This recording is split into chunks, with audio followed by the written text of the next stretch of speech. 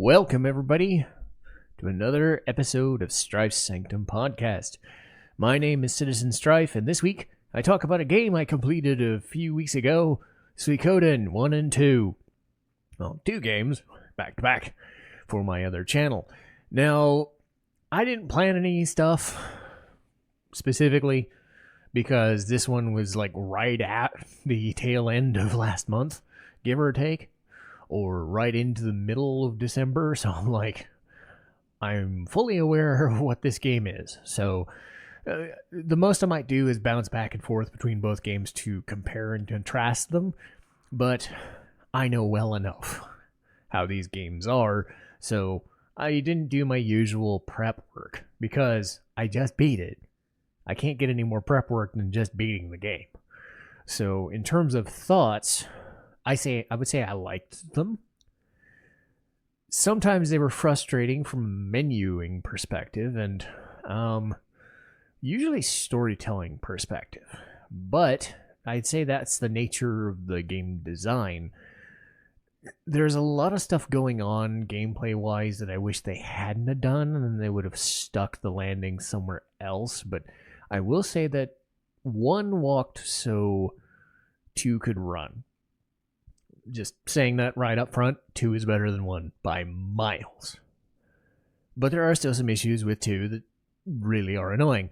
But what is Suikoden? It is a franchise from Kaname, back when they actually knew how to make games, and hopefully they actually continue rather than just publish IPs. But they created a game and a game series based on finding 108 characters and making them part of your army. Now, it's just the first 2 games. I'm not sure about the other 3, but they have kind of stayed that way. And that's why something like I&II Chronicle has stuck with that same system, is because that is kind of the selling point. Within that selling point, they also have the idea of runes and a lot of like armies and battles and stuff. I'm sure that the other games have changed the dynamic a smidge, but they focus on runes and specifically getting very high powerful runes and keeping them out of the hands of other people, or using the runes in a way that is, smart for your character. In the first game, a rune is being chased after by a sorceress, Windy, and she goes after Ted, who's part of your party, like really, really early. Only he outs himself because of a monster attack.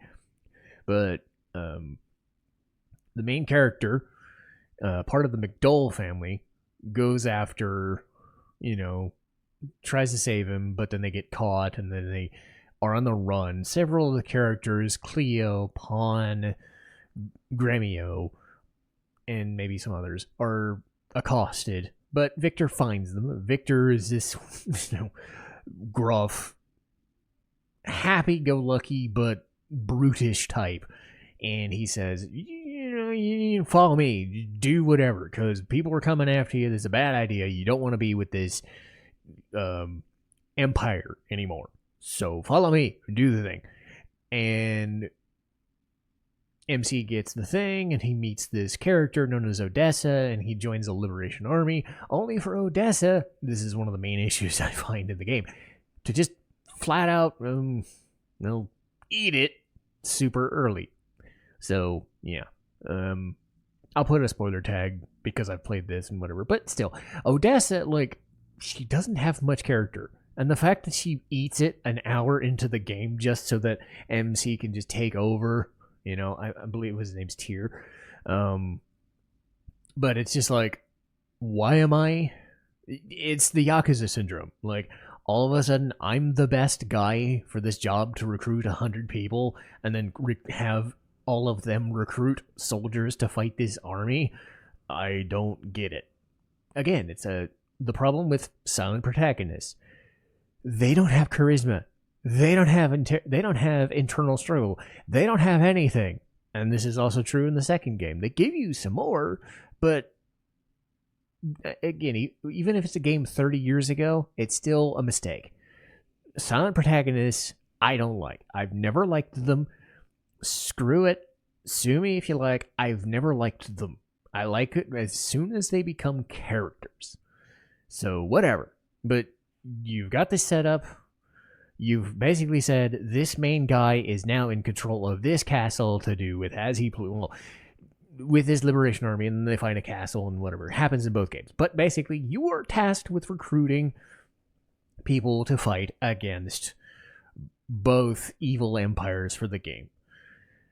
At least in the second game, you have a friend, both as an ally and as an enemy, because you grew up in a town, Kyaro, with Grandpa Genkaku, who was found out to be a member of the city-states, but didn't really want to do that, but just helped train you, Nanami, and Joey. Joey, I don't know if they ever explain why Joey decides to go sort of evil, other than he does it. He just does. But Joey joins your party for a while, and he's pretty good. Gives you a hell of a combo move in battle, which is fine, but then decides, I'm gonna stab the leader of the city-states because I can, and I will, and then I join the other party, and then I kill the other guy, and it goes well, and whatever. So Joey ends up being the main bad guy, I guess. In a sympathetic way, but at the same time, they don't explain why he does it. They don't explain why he marries Luca's sister. They don't explain a whole bunch. I mean, it goes into more detail than the first game did, which was Empire bad. Stop Empire. Duh. But again, 2 exists. I think the game is expecting you to just live off Luca Blight. And I'll get to Luca in his own time. Don't worry. But I just want to set the scene there. So both games have trouble trying to establish things. Thankfully, at least in Suikoden 2, more of your characters have agency, and, some of them are legacy characters like Victor, Flick, and whatnot. All of the missions make a little bit more sense, as opposed to, I'm just there to do a thing. And, Suikoden 1, it takes 10 hours less. A lot of the stakes are lower. It's mainly just, go fight a thing. Can't fight a thing? Go find a thing to fight the thing, and go do the thing. But the story kind of goes in spurts. You go in chapters. You recruit some people, then you do a chapter, then you recruit some more people, then you do another chapter, then you do some things. At least with 2, you have a connection to Nanami as your sisterly figure, and Joey, who is your friend turned enemy. But then you also have the emotion of Luca Blight. So, I said I would get to him. Might as well do that now before I get into battle systems and recruitments and things. The reason that the first game doesn't really work is that Wendy doesn't really do anything other than, I'm evil for the sake of it, and I want the rune for the sake of it. She doesn't really have motivation. But she doesn't really choose scenery either. Luca, he doesn't care either. He's gone to the Kefka school of, this fucking sucks, I'm gonna burn it. So I'm gonna stab everything and then I'm gonna burn it. Does he have a motivation? No, I like to burn things. I'm going to burn it. So he does. Everyone in his immediate family hates him because he just burns things. He stabs things. He revels in the absurdity. So I suppose Joey's there to subvert, subdue him and subjugate him and do all that. But until that really happens, 80% of the way through the game, Luca is the main bad guy. And for all the fun I have with complex villains and cool things, and I've said that Kefka is impressive, but really doesn't cut an imposing figure. He exists and he has fun with the Joker mentality. He's memorable because he's in Final Fantasy VI, and he's memorable because he succeeds. Luca is memorable because he isn't, kind of goofy. He's threatening, and he does it all with a smile, but he's never, like, considered abnormal, right? Because Kefka's a jester. He's a clown. He's got an inferiority complex. He's subservient to people, and he basically just says, fuck this. I don't care. I'm going to be a nihilist. You fucking suck. Luca's a nihilist in the same way, but he's a soldier. He knows that he's powerful, and the game provides you with a lot of evidence in and out of battle that he's doing it. But what also makes him, like, chew scenery is a scene early on where he basically, like, calls everybody pigs and has them grovel for their lives, only to just basically take a sword and then kill them anyway. Again, a lot like the Kefka thing. They show him actually doing things. And I think that's why they both work, and that's why they are effective, is that they both do things. Luca wasn't just, hey, I'm the big bad guy in a chair, and I'm leading whatever. That was Wendy in the first game. She had some moments where, okay, they were doing stuff, but she was mostly just chasing us. But it never felt like she was actively trying to do anything to us. Luca, we see the devastation. We see the effect that his burning of towns and ruining of people and ransacking villages does to morale and other people. And he sends people after us all the time. And he revels in it. He kills his father for the hell of it. He messes around with the party for the hell of it. And when you finally do meet him, I think it's most effective that Luca only fights once. And you don't wait him out. You know, that's another issue I think with Kefka, is you get him early and you see he's kind of a weakling, you know, relative to the position. Narsh is, you know, whatever, but he's played for a joke. He does his stuff, like poisoning Doma and whatnot, but after a while, once he succeeds in his mission, like half the game is just spent waiting for him to do a thing. He just sits on his tower and does a thing. Luca doesn't sit and wait for nothing. He wants to kill you. He wants to burn shit, and he does. He wants to subjugate shit, and he will do it. And a lot of the time he does it. Does he explain why? It's very loose, I think. They say something about the Beast Rune, which is like the real final boss. But by the end of it, it's basically just a force of nature. So he's corrupted by the Beast Rune. He just wants murder, and he wants sacrifice. Because the Beast Rune is basically saying, yeah, go do that. The problem is, Luca dies. So the intensity of the game at that point kind of dies, and now you're just like in a denouement where you're just like, okay, Joey is now the lead character, trying kind of in vain to follow up the insanity that was Luca. And you do have the emotional weight of Joey betraying you and trying to be, you know, friendly and, you know, not really trying to hurt you, you know, causing a peaceful surrender. But by that time, you're just like, no, just end this fucking game. So Luca ends up being the more memorable character because his final boss is basically like 3 boss fights in one. And then he takes a freaking Sparta attack to be murdered. The arrows of aplenty finally do him in. But at the same time, it's nothing like outside of sending 20 or 30 people after him. You know, the pro wrestling analogy of sending 20 or 30 people after you and you finally go dead, you know, that suspension of disbelief. But in the end, he dies to, I fought a thing. It's kind of like a movie. You suspend disbelief enough that this guy could single-handedly murder a billion people because he's that nuts. But it doesn't take some crazy power of friendship thing to get rid of him. It takes lots of dudes with arrows cornering him against a tree. You know, in the end, he dies an ignoble death, but because you have that emotional catharsis, you're just like, okay, he lived up to his moniker. He took us to the limit because the game presented him as such. I remember, I would say it was like Gades from Lufia 2. If you haven't played that, like Gades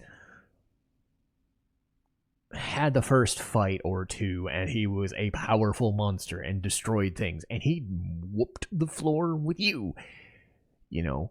And even though he's a minor villain in the scheme of things, he's just like the first big bad guy. You're just like, okay, he caused devastation and he beat the shit out of you. And it's like, okay, you want to beat this guy whose stats are super freaking high and then get rid of him. You know, that sort of thing. Or in an emotional center, I would say like Baleo and Sunder. Like, they cause enough grief for you in the first 5 to 10 hours of the game. You're just like, I want these people dead.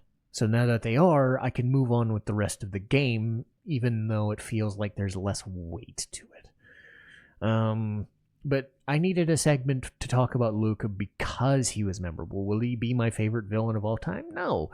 But I can understand now why people would say, he's impressive. He lived up to explanations. There's a lot of people on, say, Reddit and subreddits that go, who's the best JRPG villain? And he's usually one of the top few that gets mentioned.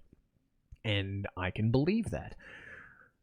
And it comes down to show, don't tell. Tell enough that you're threatening, but when worse comes to worse, actually show you doing the evil deeds so we have something to go off of, rather than just being some guy in a chair, or some guy who's chasing you but never really feels like a threat.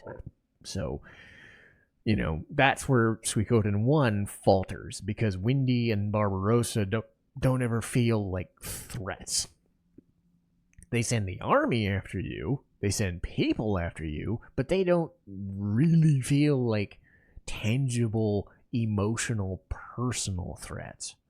So when you're lacking the emotional investment of a main character living a journey, you have to make everybody else around you important. And the fact that 1 doesn't do that outside of a couple characters, and then 2 gives you enough with Nanami, Joey, and, you know, some of the members of the Jostin Alliance, it's fine, but you need that villain to really go after. You need something to strive for, and that's where it succeeds. As far as other things, battle system. How does Suikoden 1 and 2 work? Well, they do 3 different things, and they do 1 well, they do 2 things badly.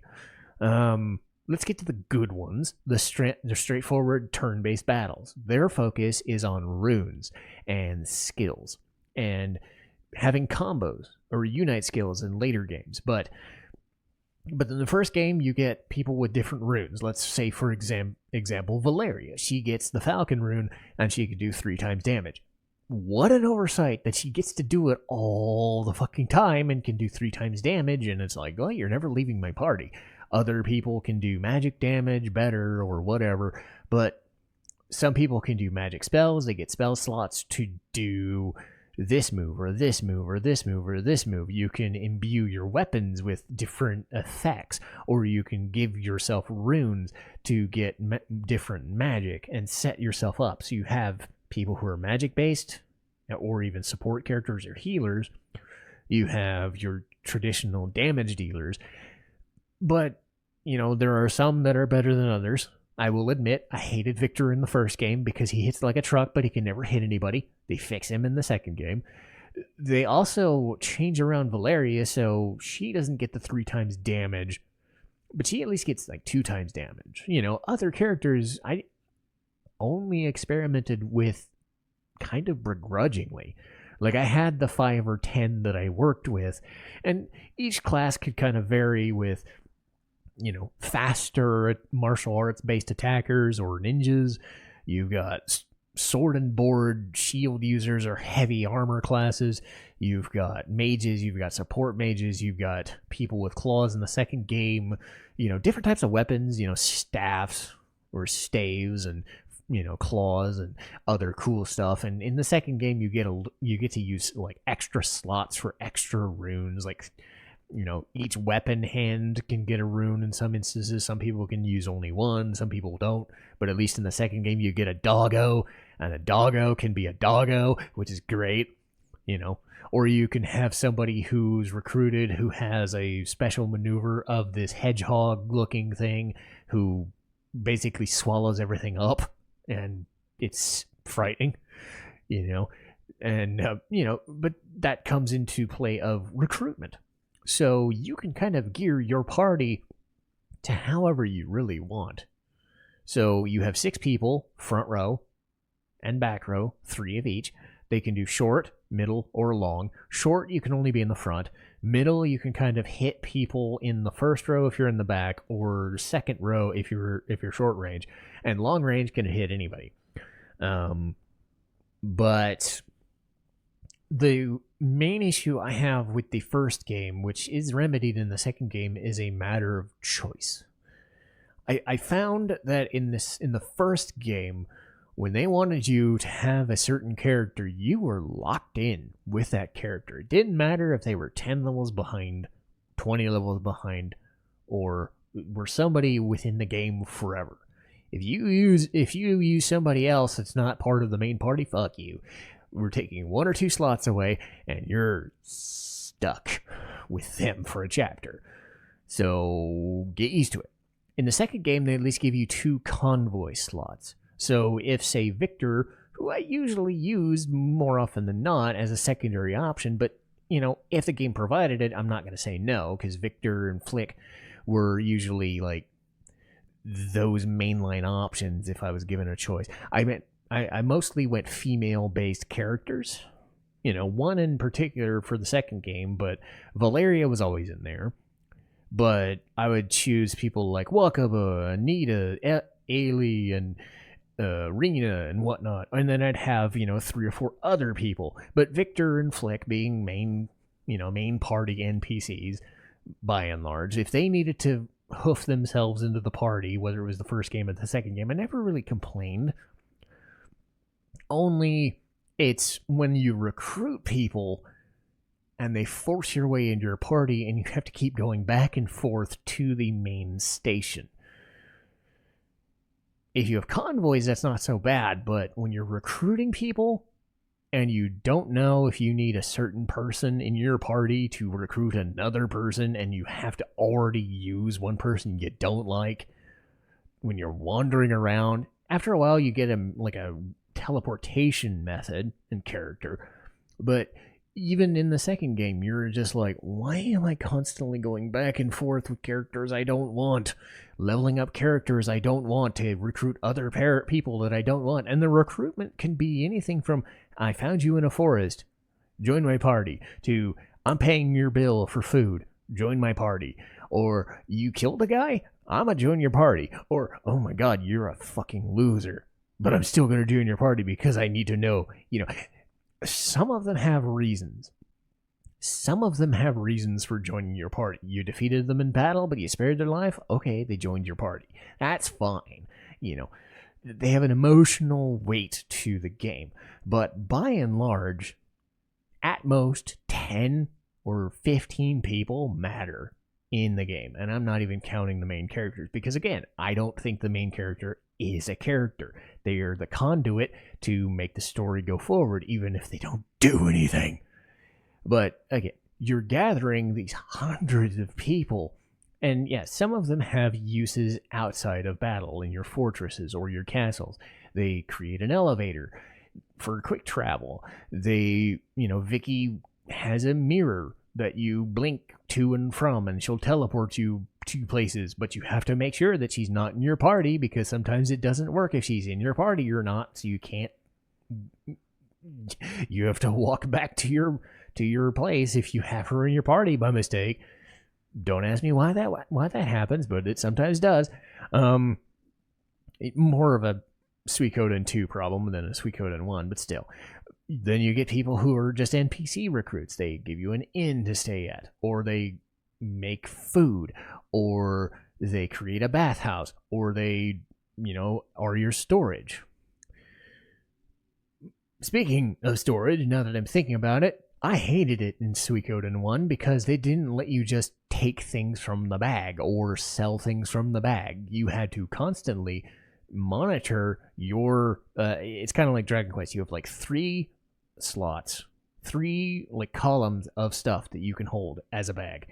And if you run out, well, you have to go get to the storage bin. If you're too full, you have to get it. If you have to sell something, you have to go back and get it. And they're on different floors. So they're on different floors. It's fucking annoying. So you constantly have to go back and forth and back and forth and back and forth and sell the stuff you don't want.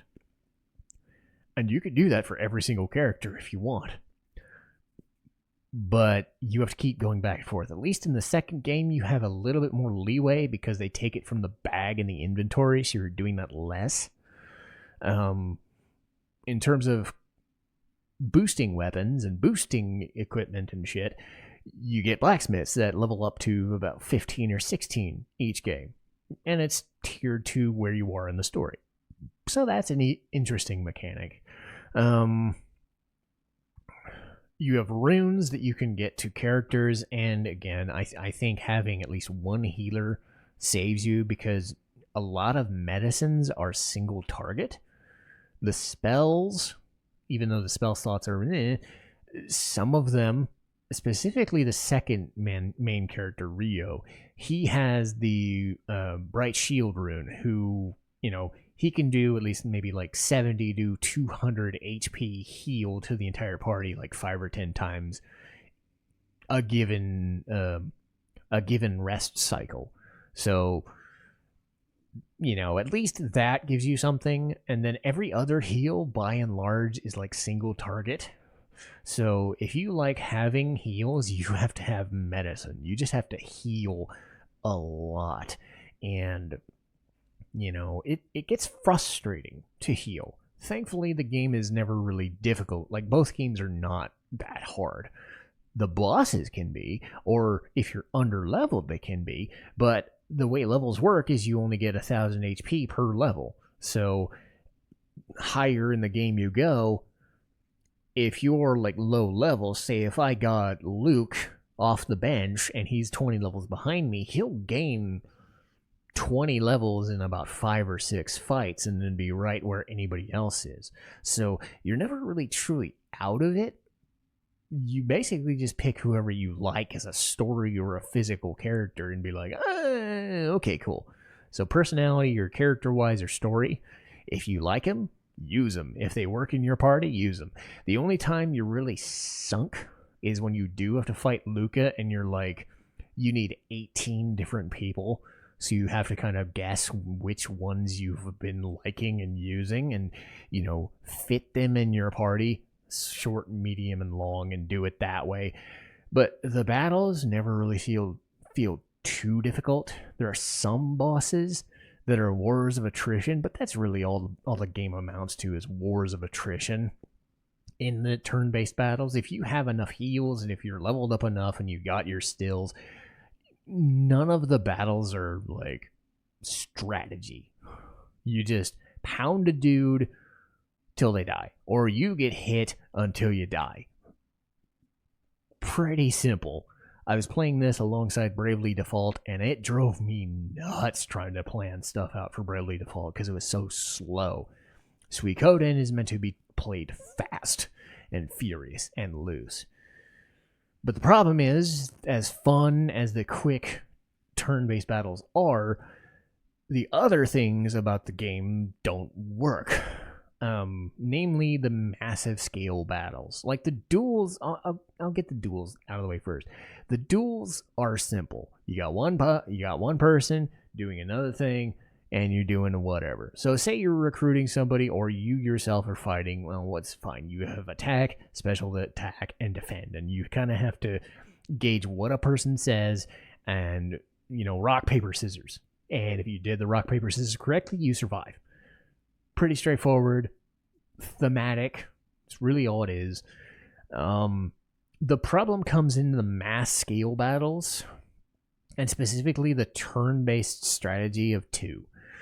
One, they go about you have a number of soldiers on both sides. They kind of Fire Emblem it, and they give you numbers and whatever. Actually, I don't even know if you'd call it Fire Emblem. It's not very good.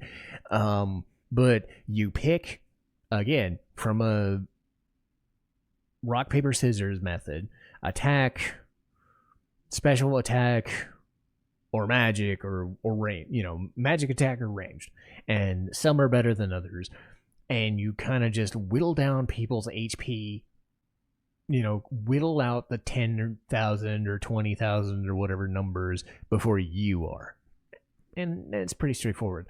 But in Suikoden 2, they, it's not the best system, but Suikoden 1 gives you some options of like, investigate the party, to do the whatevers, and do the thing.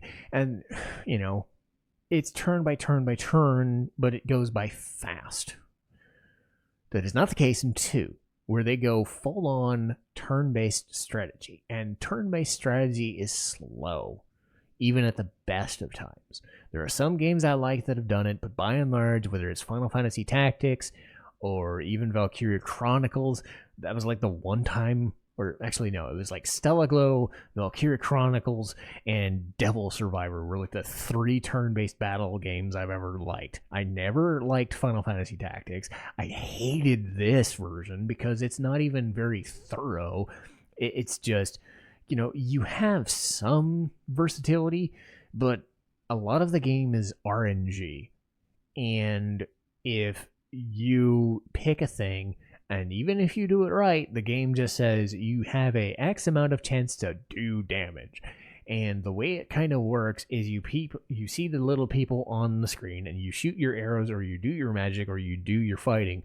And the RNG just kind of says, you did the damage and you hurt this many people, but you took this many people's damage. And you have like 2 hits, basically. If your icon goes...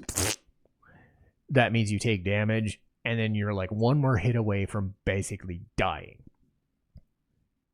And you kind of just RNG it while you're trying to figure out the story. And sometimes there's a story reason that you can just waffle stomp. Other times you're just waiting it out. Other times you make a mistake and RNG just doesn't cooperate with you, whether you do it right or not.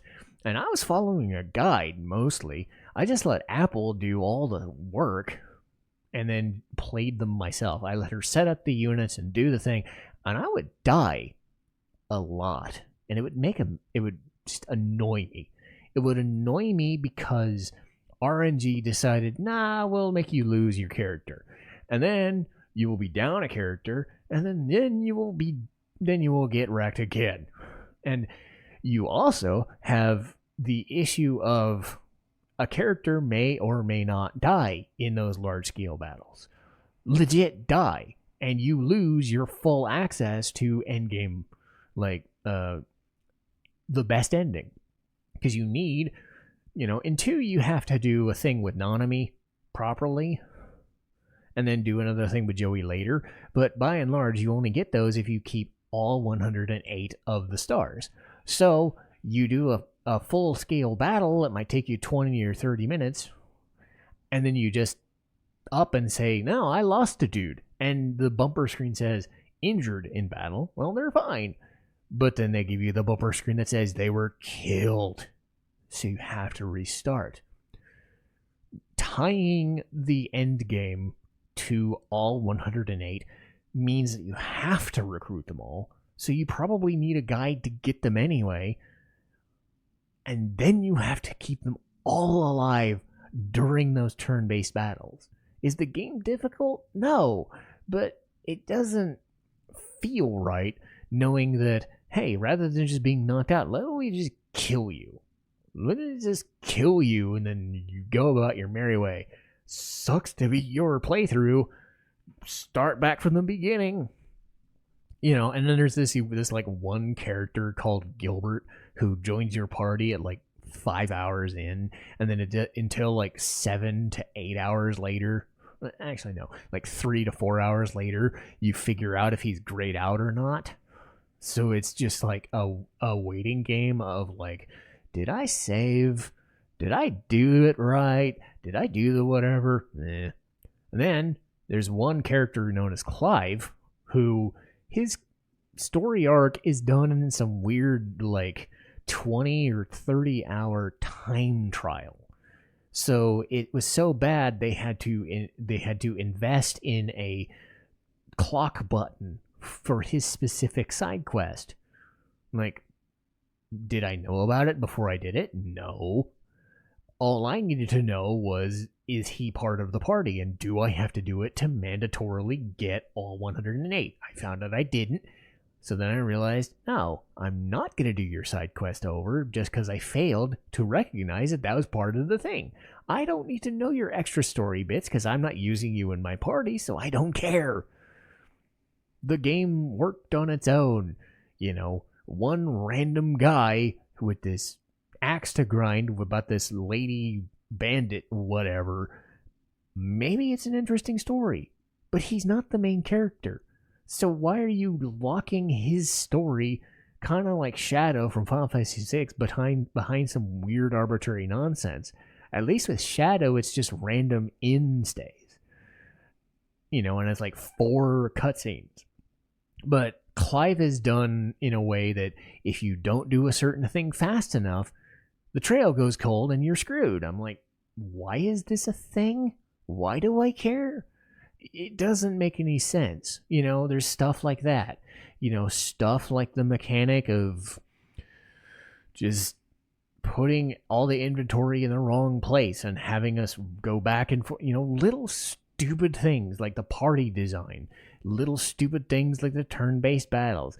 For all the fun and slick movement that Suikoden does, it has some design flaws. It does things, and a lot of the stuff is just there to be done for the sake of it. Like, you have these side questy things like trading posts and whatever. You do the trading post to get one character, but like stuff like the cooking minigame, the bathtub scenes, picking different party members instead of the other, they're fun little add-ons, but they don't matter in the grand scheme of things. What matters is the story.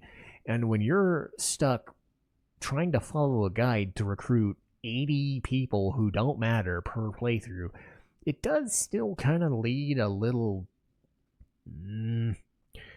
the same thing with Chrono Cross to a lesser extent. Though Chrono Cross sucks mostly because they recruit you, and yet even less people matter in the grand scheme of things. I would say 4 people matter in the main game of Chrono Cross. At least maybe 10 per playthrough matter in Suikoden. So who knows? But does it detract from the whole experience? Yes and no. I mean, having extra crap to do fleshes out the stuff, I suppose, but it doesn't really mean anything. At least with Suikoden 2, you have some emotional investment in the story of somebody's betrayal or somebody trying to placate your good side and say, we don't need to be here. Let's just run away. Let's just live our own lives like we used to. At least there's some emotional backing of that. And then you add on Luca Blight in the second game, and it says, okay, I want to get rid of everything in existence so I can do it. And then you have this ever-present fear that this guy will kick your ass, and it's great. So you have to kind of get through the first game to enjoy the second. Sort of. Like, you could play the second game, and outside of some character references and, cool stuff, outside of maybe a boss or two that reappears, and the fact that, like, Victor Flick and, like, 5 to 10 other people are legacy characters, you don't need to play Suikoden 1. If anything else, what would I suggest? I would suggest playing Suikoden 2. Just play Suikoden 2 on its own. Suikoden 1 is an interesting 10 to 12-ish hours, maybe 20. Suikoden gets you about 30. but it gives you a lot more to do. It gives you a lot more to sink your teeth into, and the gameplay stuff is less annoying. Provided you don't get caught in an instant death situation because people take you off the screen, like it happened to me. It was some dumb mountain area. These freaking Tengu looking things clawed into me and then took people away from my party. I thought it would just throw me out of battle. No. If you get caught and all 6 of your characters get caught, you're just dead. Like, I wish I'd known that before the game ended, but whatever. I did not know that was considered instant death. Go me. Anyway, weird thing. But again, play Suikoden 2. Suikoden 2 is great. Play Suikoden 1 if you want the novelty or if you want like the backing of the original story, just to know how good Suikoden 2 is in comparison. But even from a modern lens, Suikoden 2 has a lot less bullshit from a dated perspective. The quality of life in 2 is tremendous. It still has some spotty bits like the turn-based battles, but that's because they're not meant to be they're not meant to be there. They're there because they exist. I think because they didn't know how to do turn-based battles properly. Play a freaking Fire Emblem game if you want turn-based battles. Play Shining Force. I bet Shining Force is better at turn-based battles than Suikoden was 9 years later. I don't know. But maybe it's just me. But it's good enough. I enjoyed my experience with Suikoden 1 and 2. But I would say Suikoden 2 is the only one you have to play and enjoy. Because you have more to go with. You have more to sink your teeth into. But that will do it for me. I'm glad I played them, but yeah, both games are dated. They are definitely dated, even with the remaster. But that will do for today. And I got my feelings out about it, and next time will probably be Bravely Default. Let me see. Yes, because To Your Eternity is not done yet, I will just go with Bravely Default, and I will do the first thing I've ever done, which is re-review a game that I've done. I will have to make sure to listen to what I initially thought, because I played it halfway through back in 2010 or 2013 or whatever. I probably feel so much different now, having gone through so much of Bravely Default over the last 3 months. And I may not be very kind to this game in some respects. But anyway, after that is No Sleep for Kaname Date, Maquia When the Promised Flower Blooms, and then Final Fantasy VI. After that, I think I want to do an Apothecary Diaries re-review, because I haven't gotten to the second season, but I also want to bring in LeighClipse to do it. She's been wanting to kind of join in on podcasts and side playthroughs again, so we'll see what we can do on our end to get that to happen. But I do want to set up Apothecary Diaries as a co-review, because we watched it last year, and I think she has a different perspective than I would. And because we both watched it, I think I'm curious what she would think, because I've already done a review on Apothecary. But that'll do for today, and I will see you next time. Citizen Strife, signing off.